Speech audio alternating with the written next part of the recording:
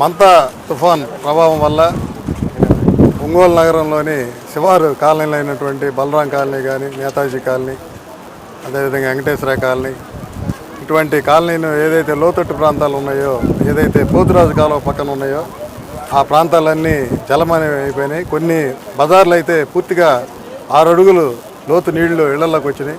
వాళ్ళ పరిస్థితి దారుణం.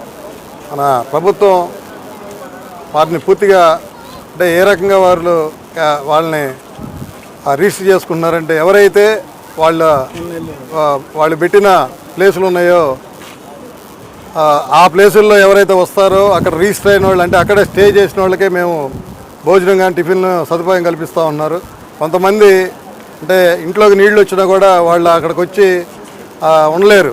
తప్పకుండా మీరు ఒకసారి అధికారులను మరలా పంపించి ఇప్పుడున్న ఫ్లోటింగ్ని చూసి ప్రతి ఇళ్లలో ఇబ్బందిగా ఉంది. కొంతమంది అక్కడికి వచ్చి స్టే చేయాలని ఉన్నారు, అయినా కూడా వాళ్ళ ఇంట్లో వండుకోవడానికి అసలు కుదరదు. అట్లాంటి వాళ్ళు కూడా మీరు వచ్చి చూసి పరిగణలో తీసుకొని, అదిగాక సామాన్లు కూడా వాళ్ళ ఇంట్లో వండుకునే సామాను కూడా కొట్టకపోయింది, దెబ్బతినింది. వారికి కూడా మీరు కంపల్సరీగా ఆ వెజల్స్ ఏదైతే ఉన్నాయో వాళ్ళకి నష్టపరిహారంగా ఏదన్నా కొంత ఇచ్చి, ఈ తుఫాన్ అయిపోయిన తర్వాత, ఈ వరద ఆ ముప్పు పోయిన తర్వాత వారికి ఆ వస్తువులు కొనుక్కునే అవకాశం కూడా కల్పించాలని మేము ప్రభుత్వాన్ని కోరుకుంటాము.